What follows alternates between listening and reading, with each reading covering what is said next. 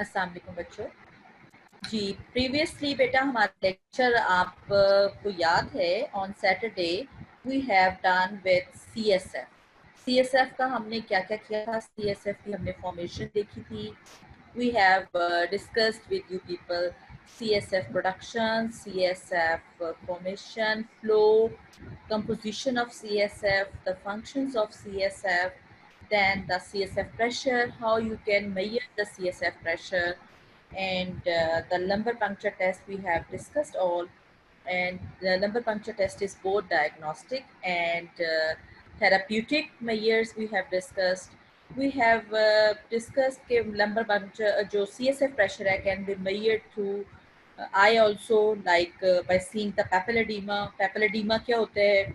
Papilledema is the optic disc जो है वो visualize करते हैं by आप seeing your eye optic disc. ठीक है, ये all these things we have discussed. What are the blood cerebrospinal fluid and blood brain barriers? What are these two barriers between the blood and brain, and also between the CSF and between the blood? Blood brain barrier क्या होता है और blood CSF barrier क्या होता है? दोनों barriers आपके brain में और स्पाइनल कॉर्ड में एग्जिस्ट करते हैं. Blood brain barrier is actually formed by endothelial cells of the capillary wall. Astrocytes, astrocytes क्या होते हैं? ब्रेन के सेल्स हैं. एक तो आपका न्यूरॉन्स होते हैं, आपके astrocytes non glial type of the, जो कि and feed and sheet.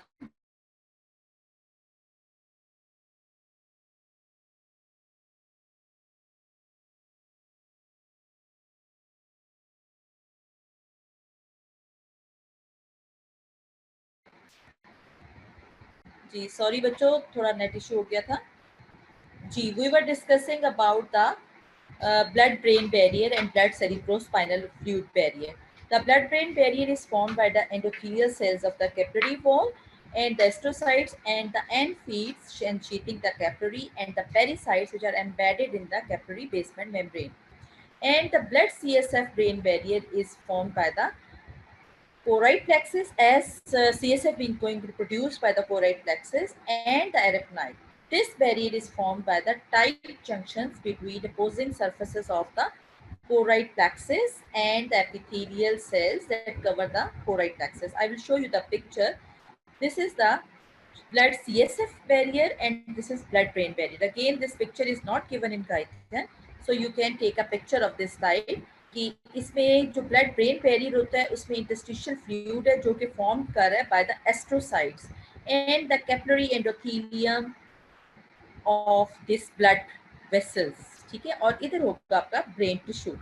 Similarly अगर आप ब्लड CSF बैरियर देखें तो that is going to be formed by tight junctions of these choroid plexus, and these are the endothelial and fenestrated blood vessels or the choroid capillaries which are lying beneath this, and here it is the CSF is present over here.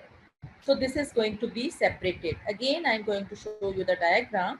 कि barriers at the surface in the human brain is actually blood CSF barrier and blood brain barrier. CSF brain barrier और blood brain barrier, जिसमें कि आपका blood tissue brain tissue है और ये आपकी blood vessels हैं जो कि आपका इनर साइड ऑफ द, जो आपकी ब्लड वेसल्स इनर ब्रेन में जा रही हैं उनसे सेपरेट करने के लिए, और जो आपका CSF और ब्रेन टिश्यू को सेपरेट करने के लिए, ब्लड वेसल्स को सेपरेट करने के लिए, that is called as blood CSF barrier. This is very important.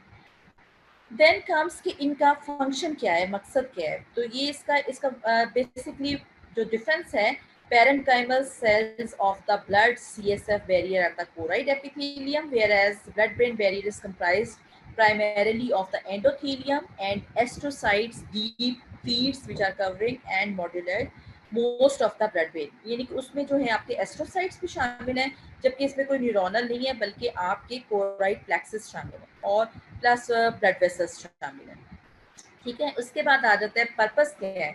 It is going to protect against circulating toxins or any pathogens that can cause infection to the brain. while at the same time this is going to allow some specialized nutrients like glucose, fatty acids, amino acids वगैरह जो हैं वो easily can cross through the blood brain barrier, या फिर gases हैं कुछ like oxygen और carbon dioxide they can easily pass, ठीक है। और इसके बाद ये कि many larger molecules or substances can hardly pass at all from the blood into the CSF or into the interstitial fluids of the brain, even though the same substances pass readily into the normal और usual आपके जो interstitial fluid है उसमें आसानी से चले जाते हैं, लेकिन ये जो ब्लड ब्रेन बैरियर और ब्लड सीएसएफ बैरियर है इसमें ये सब्सटेंसेस बड़ी मुश्किल से जाते हैं। इसलिए इन बैरियर्स को जो है ब्लड सेरिब्रोस्पाइनल फ्लूइड बैरियर और ब्लड ब्रेन बैरियर कहते हैं, जो कि between the blood and the cerebrospinal fluid and between the blood and the brain fluid respectively जो है वो पास करता है, ठीक है। So then again barriers exist both at the choroid plexus, at the tissue capillary membrane, in essentially all areas of the ये जो blood CSF barrier है हम इसकी बात करें कि तमाम एरियाज में है, एक्सेप्ट कुछ एरियाज ऐसे भी हैं कि जहां ये रिक्वायर्ड नहीं है because they are going to have some specific sensory receptors, उनके अंदर आपके सेंसरी रिसेप्टर्स प्रेजेंट हैं। which are the areas, वो कौन कौन से एरियाज हैं? These are the hypothalamus, pineal gland and area postrema. कौन कौन से एरियाज हैं? All the areas are going to have these barriers except hypothalamus, pineal gland and area postrema. ये एरियाज हैं जहाँ के जो सब्सटेंसेस हैं वो वेरी इजीली जो हैं वो पास कर सकते हैं एक्सेप्ट दीज एरियाज वेयर। अब इन एरियाज का काम क्या है कि the ease of diffusion in these areas is important because they are going to have sensory receptors. In areas में आपके सेंसरी रिसेप्टर्स प्रेजेंट हैं और ये आपकी any change in the osmolality, osmolality क्या होती है कि आपकी 300 मिली ऑस्मोल्स ऑस्मोलैलिटी है, अगर कोई भी चेंज होगी, हाइपर ऑस्मोलर फ्लूइड होगा तो ज़्यादा वाटर रिटेन होना शुरू हो जाएगा, हाइपो ऑस्मोलर होगा तो कम वाटर रिटेन होना शुरू हो जाएगा, that respond to specific changes in the body fluid such as changes in the osmolarity, glucose concentration, receptors, there are receptors, sensory receptors present for peptide hormones जो कि आपका थर्स्ट रेगुलेट करते हैं कि अगर जो हाइपर ऑस्मोलैरिटी होगी तो थर्स्ट ये स्टिमुलेट हो जाएंगे ऑस्मोरेसेप्टर्स जो कि हाइपोथैलेमस में प्रेजेंट होते हैं और ज़्यादा वाटर रिटेन हो जाएगा, ADH जो है वो ज़्यादा सिक्रीट होगा। अगर हाइपो ऑस्मोलर सोल्यूशन होगा आपकी बॉडी में तो कम वाटर रिटेन होगा, डायूरेसिस हो जाएगी। और उसके अलावा angiotensin 2 is a hormone which is going to cause again ADH secretion. अब ब्लड ब्रेन बैरियर इसके अलावा और कौन कौन सी चीज़ें हैं? कुछ हार्मोन्स हैं like appetite hormones which are called as leptin. तो लेप्टिन हार्मोन जो है वो भी हाइपोथैलेमस में से वहाँ आ जाता है, where they bind to specific receptors और वो एपिटाइट कंट्रोल करता है। उसके अलावा कुछ आपके सिंपैथेटिक नर्वस सिस्टम एक्टिविटी भी कंट्रोल करता है, ठीक है। So these are the hormones which are going to be controlled and these are the changes which are going to be controlled where they are lacking the blood-brain barrier and blood CSF barrier. कौन कौन से areas पे? Hypothalamus, pineal gland and area postrema, ठीक है। ये areas हैं जहाँ के ये सारी चीज़ें अफेक्ट होती हैं। अब ये जो जनरली वो कहते हैं कि ये जो ब्लड ब्रेन बैरियर है और ब्लड CSF बैरियर है, they are permeable to water, carbon dioxide, oxygen and most lipid soluble substances such as alcohol and anesthetics, and slightly permeable to electrolytes which are like जो है sodium, chloride and potassium, and impermeable to plasma proteins and most lipid large soluble organic molecules and likely bicarbonates जो हैं उनके लिए ये जो है ये आपका जो है इम्परमिएबल हैं और जो totally impermeable to plasma proteins and larger organic molecules और highly permeable to carbon dioxide, water and oxygen and lipid soluble substances. और जो ब्लड ब्रेन बैरियर है और ब्लड CSF बैरियर है, दे आर समटाइम्स कुछ जो प्रोटीन एंटीबॉडीज होती हैं या नॉन लिपिड सॉल्युबल ड्रग्स होती हैं, ये इनका जो प्रॉपर कंसंट्रेशन है इसी वजह से very difficult to reach at the concentration level, इस कंसंट्रेशन लेवल तक कि वो ना अफेक्ट कर सकें, ये बहुत मुश्किल होता है कि वो पहुंच सकें। This is actually your due to the presence of tight junctions in between this blood brain barrier. ये इस वजह से कि आपका जो टाइट जंक्शंस हैं उसकी वजह से this is very tough to reach at the therapeutic level. Non lipid soluble, क्योंकि पीछे आपको बताया कि ये जो है ये इम्परमिएबल हैं to larger organic solid molecules, protein molecules. इसीलिए अगर ड्रग्स आप सीएसएफ में देंगे भी तो ये जो है impossible concentration of therapeutic drugs जो है वो हो सकता है। अब अगर जो है सीएसएफ हमने सैटरडे को भी डिस्कस किया था कि sometimes there will be obstruction to the cerebral spinal fluid. तो ऑब्स्ट्रक्शन की वजह से, ऑब्स्ट्रक्शन किस वजह से हो सकती है, या तो डिजीज जो है ब्रेन के अंदर है या फिर सीएसएफ फ्लूइड के अंदर जो है कोई प्रॉब्लम है उसकी प्रोडक्शन में। तो दैट इज मीन्स के excess water is in the cranial wall. CSF की प्रोडक्शन बहुत ज़्यादा हो गई है या कोई ऑब्स्ट्रक्शन हो गई है जिसकी वजह से एक डिजीज प्रोड्यूस हो गई है। Specially this disease is present with in the neonates और बच्चों में, that is hydrocephalus. Hydrocephalus is can be of two types, that is communicating hydrocephalus or non-communicating hydrocephalus. जो आपका communicating hydrocephalus जो बच्चों में होता है उसमें जो fluid है वो ज़्यादा produced हो गया है तो वो readily can pass from the ventricular system into the subarachnoid space.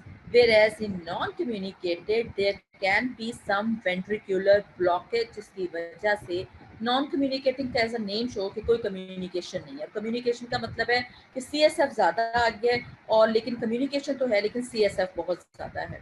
तो जो नॉन कम्युनिकेटिंग है उसमें there will be some blockage in the ventricle. और यूजुअल केसेस जो होती हैं वो नॉन कम्युनिकेटिंग टाइप होते हैं जिसमें कि ब्लॉकेज हो जाती है सिल्वियन डक्ट में। अगर आपको याद हो तो सिल्वियन डक्ट जो है, एक्वीडक्ट ऑफ द सिल्वियस जो है, उसका कनेक्शन कहाँ था, थर्ड से फोर्थ वेंट्रिकल में, जो कि ब्रेन स्टेम के अंदर से पास कर रही थी। और ये किस वजह से होता है, resulting from atresia or closure before birth in the many babies or from blockage by the brain tumour at any age. Communicating type of hydrocephalus is usually caused by the blockage of the fluid which is going to flow from the subarachnoid space or by blockage by some arachnoid fluid। कि जो CS है वो तो produce हुई जा रहा है लेकिन आगे वो नहीं जा रहा, सब एरेक्नॉइड स्पेस में कोई फाइब्रोसिस वगैरह हो गया, ये कोई ब्लॉकेज हो गई है, या फिर ये कि उसकी reabsorption of the arachnoid villi नहीं हो रही। This is the communicating type of your hydrocephalus. लेकिन मोस्टली जो होते हैं नॉन कम्युनिकेटिंग होते हैं। तो जब fluid is form by the choroid plexus in the two lateral and the third ventricle, तो थ्री वेंट्रिकल्स का जो है, थ्री वेंट्रिकल्स का वॉल्यूम जो है वो ग्रेटली इंक्रीज कर जाता है जिसकी वजह से वो फ्लैटन कर देता है brain into a thin shell against the skull. In neonates, increased pressure also causes the whole head to swell because the skull bones have not yet been fused. जिसकी वजह से वो कहते हैं तीनों चारों वेंट्रिकल्स पे बहुत ज़्यादा CSF आ गया तो उन्होंने ब्रेन टिश्यू को जो है वो स्प्रेस कर दिया और वेंट्रिकल्स जो हैं उन्होंने फ्लैटन्स कर दिया ब्रेन को इनटू द शेल। क्योंकि आपको पता है स्कल जो आपका ब्रेन जो है वो शेल है, स्कल की शेल में प्रेजेंट है, वो प्रेस्ड हो गया। तो जो ब्रेन है, प्रेशर है, उसने होल हेड को स्वोलन कर दिया।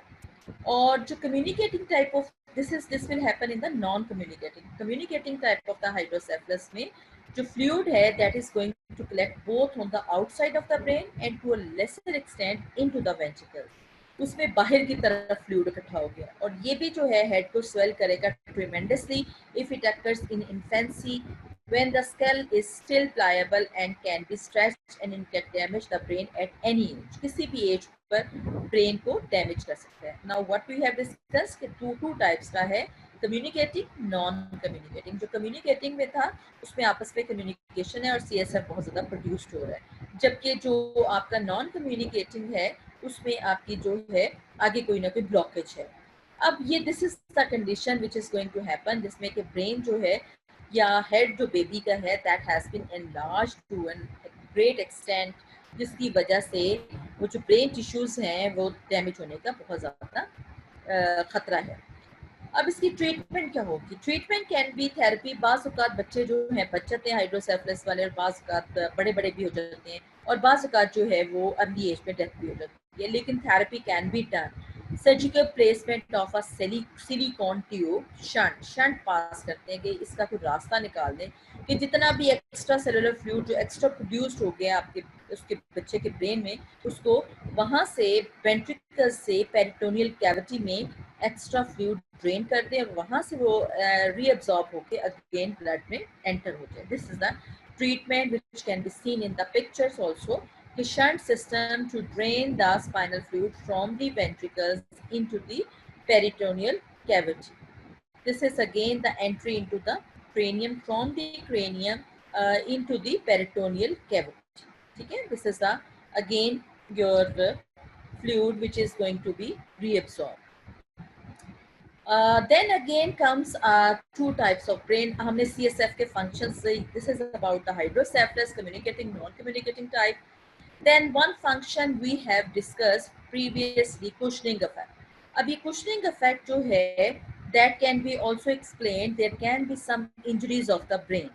इंजरीज ऑफ द ब्रेन में जो हैं वो coup and counter coup injury is very important. You have to understand कि what is going to be a coup injury and what is a counter coup injury to the brain skull. अगर जो है brain impact हो front से, लेकिन injury उसके जो है इम्पैक्ट अगर उसका इधर से आया है और उसकी सेम साइड पर इंजरी हो, तो that injury is called as coup injury. और अगर इम्पैक्ट सामने की तरफ हुआ है लेकिन इंजरी जो है वो पीछे हो, तो then that can be type of the injury is called as counter coup injury. Brain impacts against skull upon hitting ground, यानी कि ये नीचे ग्राउंड पर गिरा और उसी जगह पर इंजरी हुई है, तो that is called as initial coup injury. Whereas अगर transmitted force cause brain to be rebound and impact against opposite side of the skull, यानी हिट तो बॉक्सर ने हिट मारा उसकी आंख पर या उसके मुंह पर या उसके सर पर, तो वो फ्रंट पर था, लेकिन उसकी इंजरी जो है वो बैक ऑफ द स्कल पे हुई, तो that type of injury is called as counter coup injury. अब ये काउंटर कू इंजरी क्या है और कू इंजरी क्या है, we will discuss in detail. When a blow to the head is extremely severe, or it may not damage the brain on the side of the head where the blow is struck, कि जहाँ चोट लगी है वहाँ तो injury नहीं हुई बल्कि ऑपोजिट साइड पर हो गई है, but is likely to damage the opposite side is known as counter coup injury. And the reason is following. इसका रीजन क्या है?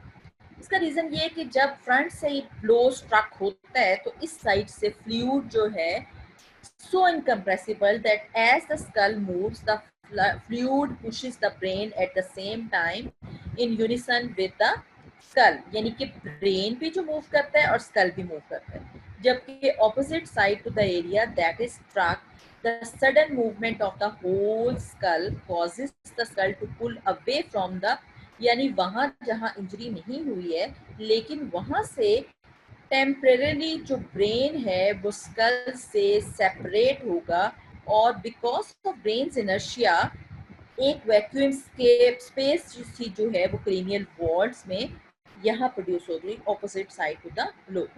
कि फ्रंट पर तो ब्लो लगा था, लेकिन जो बैक पे है ब्रेन जो है वो क्योंकि फ्लूइड कैविटी में है और फ्लूइड से यहाँ से ब्रेन स्कल से सेपरेट होगा और वैक्यूम प्रोड्यूस हो जाएगा. अब जब जो है ब्लो से एक्सेलरेट नहीं हो रहा फर्दर, तो वैक्यूम जो है वो कोलैप्स कर जाएगा ब्रेन के साथ और जो स्कल है वो inner surface of the skull के साथ स्ट्राइक करेगी. तो फ्रंटल एंड टेम्परल लोब्स और poles and inferior surface of both these lobes bony prominences के अगेंस्ट जो हैं आके और बेस ऑफ द स्कल के साथ आके स्ट्राइक करेंगी, and this will cause the bruises after a contusion or bruises after a severe blow to the head such as experienced by the boxer. वो कहते हैं कि जैसे कि बॉक्सर जो है फ्रंट पर मारेगा तो यहाँ जो है यहाँ तो ये मूव नहीं किया, लेकिन बैक से जो है वो ब्रेन स्कल से सेपरेट हुआ, तो यहाँ इनर्शिया और जो ब्रेन की इनर्शिया ने वहाँ वैक्यूम सा प्रोड्यूस कर दिया. अब फर्दर तो ये मूव नहीं कर रहा, लेकिन जब बाद में दोबारा अपनी जगह पर आने की कोशिश की उसने स्कल ने और ब्रेन टिश्यूज ने, तो वहाँ जो है वो जो स्कल था ब्रेन था उसने स्ट्राइक किया inferior poles of the frontal और टेम्परल लोब से, और जिसकी वजह से वहाँ कंट्यूजन और ब्रूजेस आ गए और इंजरी ऑपोजिट साइड पर आ गई. That type of injury is called as counter coup injury, के फ्रंट पर मारा है बॉक्सर ने लेकिन इंजरी बैक साइड पर आई है, this is counter coup injury. अगर जो कंट्यूजन सेम साइड पर हो, जैसे कि अगर नीचे को सीधा गिरता है ऐसे करके सीधा नीचे गिरा या फ्रंट पर गिरा तो फ्रंट पर इंजरी आ गई, that type of injury is called as a coup injury. इस इंजरी को क्या कहते हैं? कू इंजरी। ये टी जो है इसका साइलेंट है, और अगर ऑपोजिट साइड पर कंट्यूजन हो तो that injury is called as counter coup injury. So these two injuries are Coup and counter coup injuries can also be called as by coup injury is called by acceleration, whereas the counter coup injury is called as the deceleration in the absence of physical impact to the blow of the head. So in these cases, the brain may bounce off the skull wall, causing a coup injury, and also bounce off the opposite side, causing a counter coup contusion. Such injuries can also be seen boxer और गिरने के अलावा शेकन baby syndrome या अल्लाह रहम करे किसी vehicular accidents में भी ये इंजरीज जो हैं ये देखी जा सकती है। So these two types of injuries can be asked in your viva, or you can get across this SCQ कि what is the coup injury and what is the counter coup injuries and what is the physiology or pathophysiology behind this coup and counter coup injury. Then another abnormality of the brain is that brain is encased in a solid cranial vault, and accumulation of any extra fluid across the brain tissues can compresses the blood vessels, which is going to cause severe ischemia and destruction of the brain tissues. कि जब भी ischemia होगा, आपको पता है ischemia जो है वो cause कर सकता है decreased blood flow. Ischemia को होता है lack of blood supply. तो जब ब्लड सप्लाई कम होगी तो जो है साथ ही साथ इसका जो है ब्रेन जो है वो उसकी ब्लड फ्लो भी कम हो जाएगा, और जब ब्लड फ्लो कम होगा तो लाजमी बात है साथ ही साथ आपका डिक्रीज ब्लड फ्लो कॉज कर देगा ब्रेन टिश्यूज की डैमेज को। अब इसके रीजंस क्या हो सकते हैं? रीजंस आपको पता है कि हीट एडीमा के रीजंस वही जो फोर्सेस हैं responsible to keep the fluid in place, उसी तरह की forces like capillary increased capillary pressure, कोई भी डैमेज हो जाए कैपिलरी वॉल को, that makes the wall leaky to fluid, और जो कॉमन कॉज है is a serious blow to the head. Common cause जो है वो serious blow to the head है which is going to lead to the brain concussion, या बहुत ज़्यादा ब्लो हो जाए, जैसे कि बॉक्सेस की भी बात की थी कि उसमें इंजरी तो होगी लेकिन साथ साथ एडीमा भी हो जाएगा, brain concussion. Brain tissues and capillaries are going to be damaged, and capillary fluid is going to be leaked into the interstitial spaces, and collection of the fluid in these spaces is going to cause or result in your this brain edema. Okay, once brain edema develops, it is going to lead to vicious circle. What is vicious circle? Vicious circle is positive feedback mechanism. कि once the thing is going to be started, it is more of the initial stimulus. यानी कि अगर एक दफ़ा जो है edema की development start हो गई तो मज़ीद जो है एडीमा डेवलप होता रहेगा, मोर increase in the capillary pressure होगा, और जो एडीमा फ्लूइड है वो कंप्रेस करेगा ब्लड वेसल्स को, जो कंप्रेशन होगी वो कॉज करेगा ischaemia which will lead to decrease blood flow and brain ischaemia again causes. जब भी कहीं इस्कीमिया होता है तो आपको पता है वहाँ जो वेसल्स हैं वो डायलेट करती हैं, जो कि आपकी डायलेटेशन है, आर्टेरियुलर डायलेटेशन है, फर्दर इंक्रीज करेगा capillary hydrostatic pressure, and further there will be edema. So vicious circle will be started once the edema is going to be started. अब इस vicious circle को heroic measures should be treated to prevent total destruction of the brain. अब ये total destruction जो है brain की उसको prevent करने के लिए heroic measures should be taken. That is one major क्या है कि अगर जो है पेशेंट जो है वो कोमा में चला गया, या फर्ज करो उसको डिजीनेस फील हो रही है, या आपके जो है अल्ट्रासाउंड है या किसी और पर आपको पता चल गया कि इसको ब्रेन एडीमा डेवलप हो रहा है, तो इमीडिएटली आप इन्फ्यूज कर सकते हैं osmotic substance such as concentrated mannitol solution which is going to be pulls off by fluid by osmosis from the brain tissue and can break this vicious circle. This is not necessary कि वो कम करे, लेकिन फिर भी जो coma के patients होते हैं यूजली उनको मैनिटॉल का एक बॉटल में आता है और आईवी लाइन मेंटेन करके उसको फौरन से पहले मैनिटॉल सोल्यूशन लगाना देना चाहिए। दूसरा ये है कि आपकी जितना भी अगेन एक्सेस फ्लूइड आ चुका हुआ है उसको लंबर पंक्चर नीडल या फिर वेंट्रिकुलर नीडल पंक्चर के थ्रू इंट्रासेरिब्रल प्रेशर को जो है रिलीज करते हैं, that is removing the excess fluid through the lateral ventricle. So what is the brain edema? Collection of the extra fluid within the brain tissue which is going to compress the brain vessels, which will lead to again further deterioration of the brain tissue, and again the vicious circle is going to be started, and vicious circle can be broken down by heroic measures. What are the heroic measures? IV line maintained should be done through the menthol solution, yeah, removal of the extra fluid, that is by means of ventricular needle puncture. And what are the causes of this brain edema? Any injury to the capillary wall, or there can be increased capillary hydrostatic pressure through your जो है कोई भी increase कर सकता है, brain tumour हो सकता है, ब्रेन स्ट्रोक हो सकता है, anything can lead to this brain oedema. Then you should know about what is brain metabolism. Under resting conditions जो आपका brain metabolism है that is going to be counts only for 15% of the total metabolism in the body. हालांकि जो है सिर्फ 2% total body mass है brain का, लेकिन फिर भी देख लें इसका जो मेटाबॉलिज्म है, स्पेशली जब आप कोई ब्रेन की एक्टिविटीज कर रहे हैं, लाइक कुछ स्टडी कर रहे हैं और लाइक आप कोई और ब्रेन एक्टिविटी कर रहे हैं, कुछ स्किल सीख रहे हैं, कोई भी ब्रेन एक्टिविटी है जो उसमें कि ब्रेन में मेटाबॉलिज्म जो है वो फास्ट होता है, so this is only 2% of the total body mass, but brain metabolism per unit mass of the tissue is about 7.5 times the average metabolism in non-nervous tissue. जो non-nervous tissue है उसमें कम है metabolism, जबकि जो आपका brain है उसमें हालांकि उसका मास जो है जस्ट 2% है, लेकिन ये 7.5% है average metabolism in the non nervous tissue. हालांकि ये सिर्फ 2% ब्रेन मास है और 15% of the total body metabolism जो है वो आपके ब्रेन में हो रहा है. अब ये ज़्यादातर मेटाबॉलिज्म होता कहाँ है? ज़्यादातर मेटाबॉलिज्म न्यूरॉन्स में होता है. न्यूरॉन्स जो हैं वो यूज़ करते हैं आपकी ग्लूकोज ऑफ द बॉडी, बल्कि नॉन ग्लाइड टिश्यू जो supportive tissue like astrocytes, glide tissue, इनमें इतना ज़्यादा जो है वो नहीं हो रहा होता जो आपका जो ब्रेन मेटाबॉलिज्म है. इसका major need for metabolism in the neurons, क्या मकसद है कि इसका है कि ट्रांसपोर्ट करेगा sodium and calcium outside of the neuronal membrane, और उसके अलावा पोटेशियम आयंस को कॉज करेगा to move inside of the जो ब्रेन है. अब इसमें यह है कि each time a neuron conduct an action potential these ions move through the. आपको पता है कि जब भी कहीं एक्शन पोटेंशियल होती है तो sodium potassium ATPase pumps activating होते हैं, कैल्शियम भी एक्टिवेटेड होता है, so all this is going to happen in the brain. And जितनी दफ़ा ये एक्शन पोटेंशियल ट्रैवल करती है तो restoration of the proper ionic concentration should be maintained across the neuronal membrane.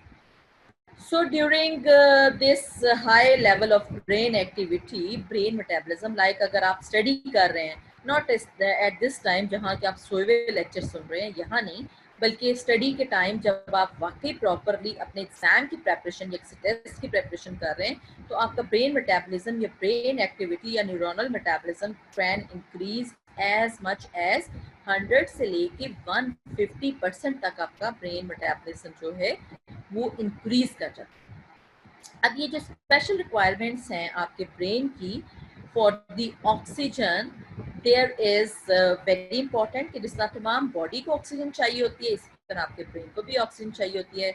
और ज़्यादातर आपकी जो नॉर्मल कंडीशंस हैं वहाँ ब्रेन को एनर्जी स्लाइड होती है बाय ग्लूकोज. अब ये एक वर्ड लिखा हुआ है, lack of significant anaerobic metabolism. This is very important to understand कि हमारे ब्रेन को भी ऑक्सीजन 24 आवर्स ऑक्सीजन रिक्वायर्ड है हमारे ब्रेन को भी, लेकिन जो हमारा ब्रेन है उसमें जो एनारोबिक मेटाबॉलिज्म है that is going to be lacking. इसीलिए हमारी बॉडी में most tissues of the bodies जो हैं they can live without oxygen for several minutes and some for as long as for 30 minutes. And because this time the tissue cells obtain their energy through anaerobic metabolism, which release energy by the partially breaking down of anaerobic metabolism। क्या होता है कि breakdown of glycogen या फिर glucose without combining these products with your oxygen। कि अगर oxygen की कमी भी हो गई है तो हमारी बॉडी के बाकी टिश्यूज 30 मिनट से उससे ज़्यादा भी या उससे कम जो हैं वो सरवाइव कर सकते हैं कि जब मेटाबॉलिज्म बॉडी में हो रहा है, ऑक्सीजन जो है वो नहीं भी प्रेजेंट, तो ये सारा कुछ हो रहा है और ये जो प्रोसेस हैं ये डिलीवर करेंगे energy, but at the expense of consuming ट्रेमेंडस amounts of glucose and glycogen. लेकिन ये जो प्रोसीजर है ये टिश्यूज को अलाइव रखेगा। But there is lack of anaerobic metabolism or brain is not capable of much anaerobic metabolism after sudden reduction of oxygen delivery. This is very important कि हमारा जो ब्रेन है वो जो है वो इसकी ऑक्सीजन की डेफिशिएंसी हुई है तो एनाएरोबिक मेटाबॉलिज्म जो है वो नहीं कैरी ऑन कर सकेगा। And this is the reason के high metabolic rate of the neurons, most neuronal activity depend on second to second or second by second delivery of oxygen from the blood। इसीलिए होता है कि हमारा जो brain है putting all this factors together हम समझ सकते हैं कि हमारा जो ब्रेन है अगर फौरी इसको ब्लड फ्लो ब्लॉक करेंगे तो ऑक्सीजन भी ब्लॉकेज हो जाएगी। अगर ऑक्सीजन की ब्लॉकेज होगी तो हमारे न्यूरॉन्स जो हैं they are not capable of withstand with anaerobic metabolism, so total lack of oxygen in the blood can cause unconsciousness only within 5 to 10 seconds। यानी अगर 5 to 10 seconds के लिए भी ऑक्सीजन ब्रेन को ना मिले, इसीलिए समटाइम्स जो पेशेंट है जो बेहोश हुए आते हैं, अगर उनकी जो डॉक्टर्स हैं देखते हैं कि ब्रेन डेथ हो चुकी है तो वो उसको कहते हैं कि ब्रेन डेथ तो हो चुकी है, अगर आप चाहते हैं वेंटिलेटर पर हम पेशेंट को डाल देते हैं, वरना ब्रेन डेथ तो हो चुकी है। And brain death can occur in 5 to 10 seconds। क्यों? क्योंकि ब्रेन के अंदर एनाएरोबिक मेटाबॉलिज्म नहीं है। What is anaerobic metabolism? कि जो ग्लूकोज की हमारी जो ब्रेन है उसको all the time second by second oxygen की चाहिए और ग्लूकोज की चाहिए।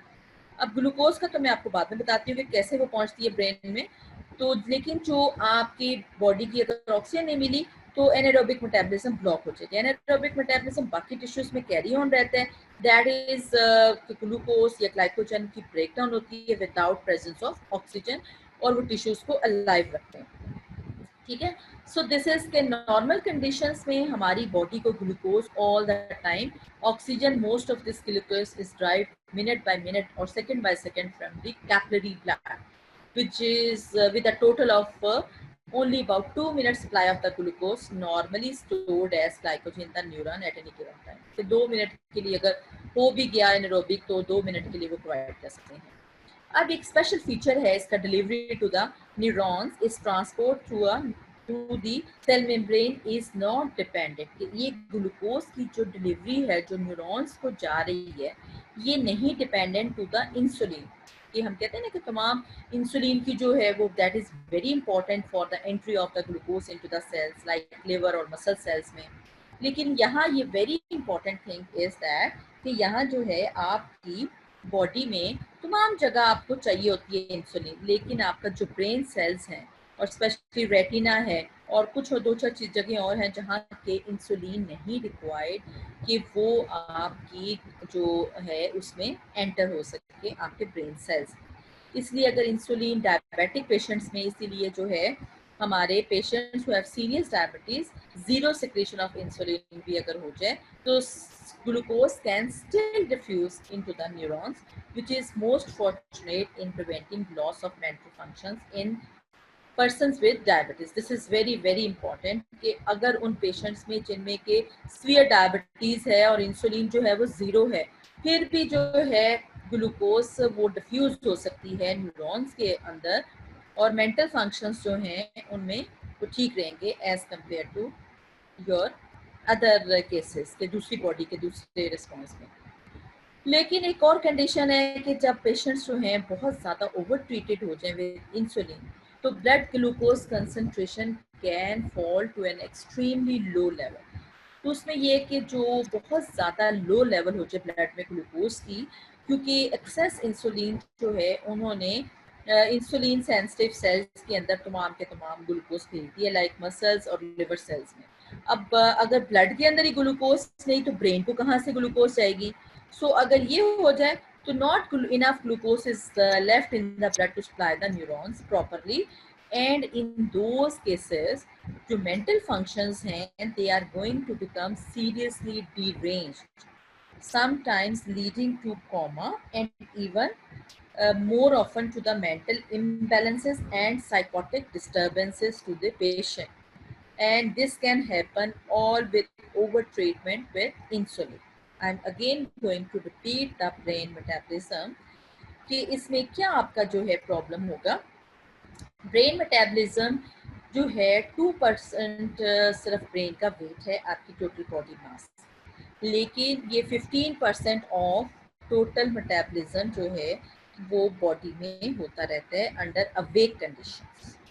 ये क्या रीजन है? This is about 7.5 times the average metabolism in non nervous tissue. Non nervous tissues में जो है वो कम होता है, whereas this your brain में जो है वो आपका 7.5 टाइम्स, क्योंकि तमाम 24 आवर्स इसको सेकंड बाय सेकंड ब्रेन को जो है ऑक्सीजन भी रिक्वायर्ड है and plus glucose is also required.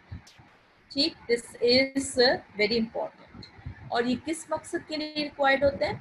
Required होता है to maintain the normal ionic concentration within the brain, that is cause the transportation of sodium and calcium ions to the outside of the neuronal membrane and potassium ions to the interior of the membrane।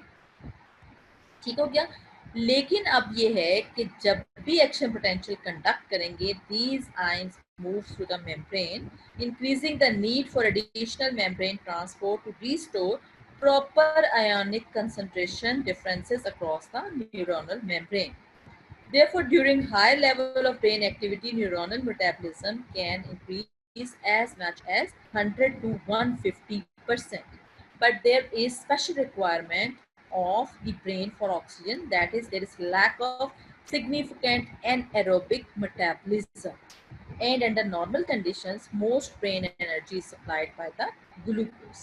These two things you have to remember कि जो neuronal sales हैं उनको तमाम के तमाम वक्त, specially जब आपकी हाई न्यूरोनल एक्टिविटी है, like you are studying, you are doing some work, you are preparing some assignment, और आप जो है कोई स्किल वर्क कर रहे हैं, तो आपके ब्रेन को 24 आवर्स जो है ग्लूकोज की सप्लाई चाहिए, साथ ही साथ ऑक्सीजन की भी सप्लाई चाहिए। This is very important. और अगर जो है इसमें प्रॉब्लम हो जाए तो फिर जो है ब्रेन डेथ कैन अकर। अगर 5 to 10 सेकेंड्स के लिए भी ऑक्सीजन ना मिले तो brain death can occur. So this is very important in case of this supply. Lack of anaerobic metabolism के बाकी बॉडी के सेल्स जो हैं वो तो जो है ग्लाइकोजन या ग्लूकोज को ब्रेक करके वो आपके प्रिपेयर कर लेंगे कि जो ग्लूकोज है वो रेडीली अवेलेबल हो जाए और वो जो है सेल्स जो हैं वो सरवाइव कर जाएंगे। वेयर एज जो आपका ब्रेन है वो उसमें सिर्फ 2 मिनट्स के लिए हो सकता है समटाइम्स कि वो आपके ग्लूकोज जो ग्लाइकोजन है उसको ब्रेक करके सप्लाई करते हैं, लेकिन ये भी बहुत कम केसेस में। तो जो है उसकी ऑक्सीजन सप्लाई है that should be continued, otherwise 5 to 10 seconds में brain death can occur. So this is very important. So this brain metabolism, glucose is required और glucose की entry into the brain is oxygen independent। इसका क्या मतलब है कि insulin independent, insulin जो है that is required for entry of the glucose in many of the body tissues, whereas यहाँ जो है आपकी बॉडी में इंसुलिन नहीं रिक्वायर्ड होता। This is very important. लेकिन अगर ओवर ट्रीटमेंट कर दी है उसकी तो ओवर ट्रीटमेंट की वजह से भी जो है बहुत जीरो ग्लूकोज होगी, जब बॉडी में नहीं ग्लूकोज होगी तो वो प्रोवाइड कैसे होगी और brain death can occur. This is your end of CSF, brain oedema and brain metabolism. अब जो बाकी है कि कल जो है हम बाकी आपका अगेन अगले वाला टॉपिक डिस्कस करेंगे, that is your blood, cerebral blood flow. Today I want to ask about कि हमने जो आपको, मैंने आपके जो पूछा था पीछे, हमने CSF पढ़ा था, CSF की क्या क्या चीज़ें हैं, वो आपने क्या क्या पढ़ा था। प्लीज़ काइंडली जो है मुझे यहाँ एन्यूमरेट करें functions of CSF, functions of CSF। हरिया मुझे सबके आने चाहिए, then I will tell Ghulam Hussain के भी ये फंक्शंस इन्होंने लिख दिए हैं, तो आप इनकी अटेंडेंस मार्क कर दें। जो जो जाग रहे हैं या सो रहे हैं, hurry up, write down the functions of CSF। I am just have asked you about enumeration, enumerate करें, जल्दी से करें, हरी अप। Very good. एक एक फंक्शन ही चाहिए मुझे आप लोगों से। मैमूना, हशाम माशाल्लाह हमेशा एक्टिव होते हैं, शाम की तो डबल अटेंडेंस लगनी चाहिए।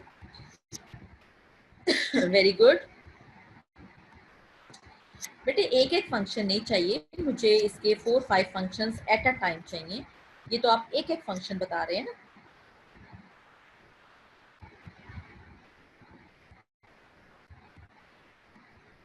एक एक फंक्शन नहीं चाहिए बेटे मुझे, इसके 5-6 फंक्शन चाहिए। You have given prevention of ischemia, nutrition और cushioning effect, buoyancy function, very good. Aamna Shoaib ने बहुत अच्छा फंक्शन लिखा।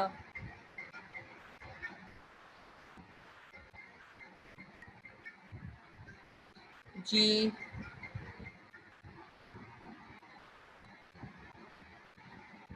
और क्या फंक्शंस होंगे बेटे? Very good. Pathway for maintain homeostasis, good. Homeostasis में अब सबसे ज्यादा इंपॉर्टेंट क्या चीज होती है बच्चों? Nourishes the CNS, chemical stability. Homeostasis में क्या वो प्रोवाइड करते थे, किस चीज की? ये ले जी, मैंने आपको निकाल के दिखा दी है, ये आपको अक्सर सकते हैं। बेयॉन्सी फंक्शन और cushioning and protection, mechanical barrier, reservoir, removes metabolites, serve as a pathway for pineal secretions to reach the pituitary gland. Very good. जी अव्वल निसार जो हैं इन्होंने सारे फंक्शंस बहुत अच्छी तरह लिखे हैं। Nutrition, prevent ischemia, buoyancy, chemical stability, good. ठीक है जी। अब अगर आप मुझे इसका आंसर दें, how the pressure.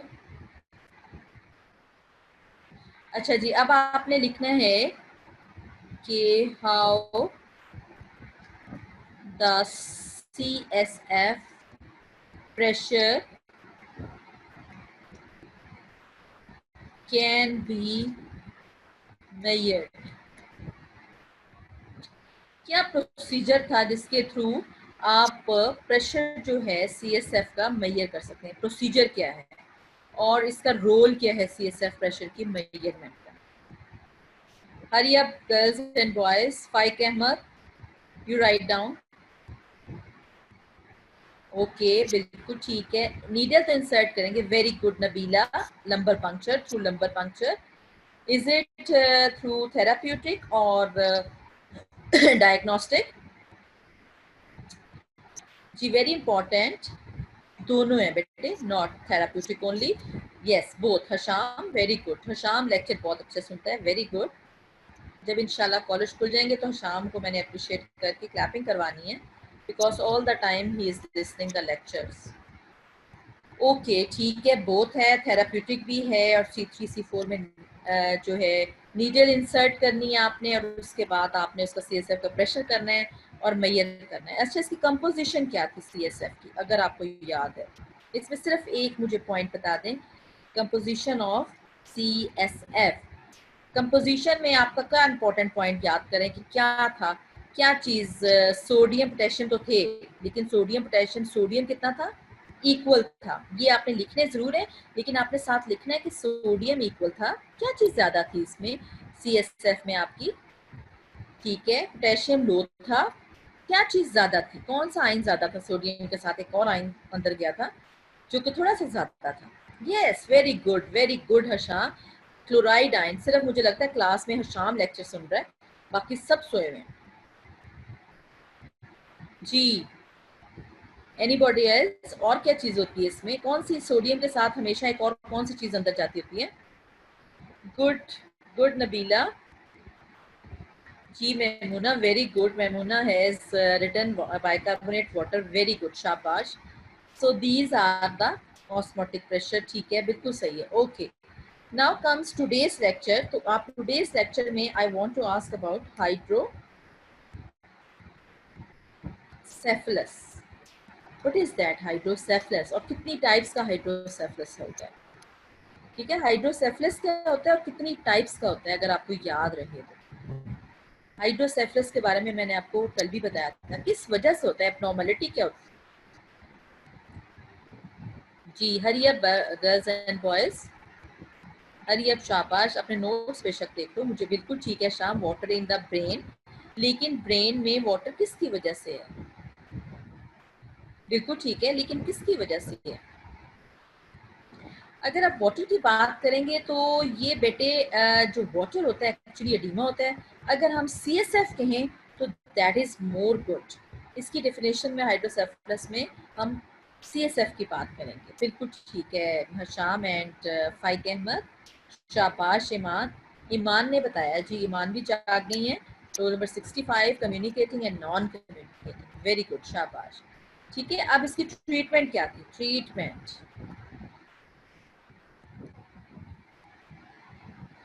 Ji treatment क्या थी इसकी बच्चों? ट्रीटमेंट ऑफ हाइड्रोसेफलस, नो बेटा, मैनिटॉल। जो गोहर है मैनिटॉल बेटे ब्रेन एडीमा की ट्रीटमेंट थी। That Hasham is right, drainage, Nabeela is right, Taiba is right. No, malonic acid कहाँ से याद आ गया Taiba? No malonic acid, that is silicone tube which is going to be inserted within the ventricles, और वहां से वेंट्रिकल्स से थ्रू रास्ता अंदर से निकाल के शंट जो है वो जाएगा पेरिटोनियल। आमना अमन शोएब ने बिल्कुल सही कहा कि सिलिकॉन ट्यूब शंट पास करेंगे इनटू द पेरिटोनियल कैविटी, जहां से अगेन CSF जो है वो अंदर जाएगा। ठीक है, पेरिटोनियल ब्लड के अंदर। ओके, गुड फाइक, ठीक है। अच्छा जी, ट्रीटमेंट होगी। अब मुझे आप बताएं कि ब्रेन एडीमा के कॉजेज क्या थे? What are the causes of brain oedema? if you do understand cause, main cause of brain edema, एक तो था कैपिलरी डैमेज, मैंने आपको बताया। स्ट्रोक भी हो सकता है, ठीक है, बिल्कुल स्ट्रोक हो सकता है शाम। और उसके अलावा कंकशन भी हो सकती है, वेरी गुड, इंजरी हो सकती है, ठीक है। तो क्या चीज बढ़ जाती है? What is the thing which is going to be increase? कौन सा प्रेशर है जो इंक्रीज होता है? ट्यूमर भी हो सकता है रोज, बिल्कुल ठीक है। कौन सा जो है उसमें आपका प्रेशर इंक्रीज होता है? प्रेशर बताएं आप इसमें। टेल मी द प्रेशर के कौन सा प्रेशर इंक्रीज होता है बेटा? हरिया, वेरी गुड। सहर, बिल्कुल ठीक है, increase capillary pressure, very good. Capillaries के अंदर जब भी समझो कि हाइड्रोस्टैटिक प्रेशर इंक्रीज हो जाएगा ना, तो पानी को वो ज्यादा से ज्यादा अंदर इंटरस्टिशियल स्पेसेस में वो आपका जो है कलेक्शन करना शुरू कर देगी। क्रेनियल प्रेशर भी आप कह सकते हैं, कैपिलरी प्रेशर, ठीक है, गुड। और डैमेज कहाँ हुआ था? कैपिलरीज में भी अगर डैमेज हो गया, ब्रेन कैपिलरीज डैमेज होगी, तो वहां से भी फ्लूइड लीकेज हो जाती है। गुड, वेरी गुड, शाबाश। अब ब्रेन मेटाबॉलिज्म का एक पॉइंट बता दें कि ब्रेन मेटाबॉलिज्म में क्या चीज लैक करती है जिसकी वजह से जो है ये प्रॉब्लम ज्यादा आ जाती है? कौन सी एक सी चीज है जो कि brain metabolism which thing is lacking? कौन सा मेटाबॉलिज्म है, कौन सी चीज है जिसकी वजह से 5 to 8 सेकंड में वो कहते हैं अगर ऑक्सीजन ना मिले ब्रेन को तो ब्रेन डेथ हो सकती है, या ग्लूकोज ना मिले तो ब्रेन डेथ हो सकती है?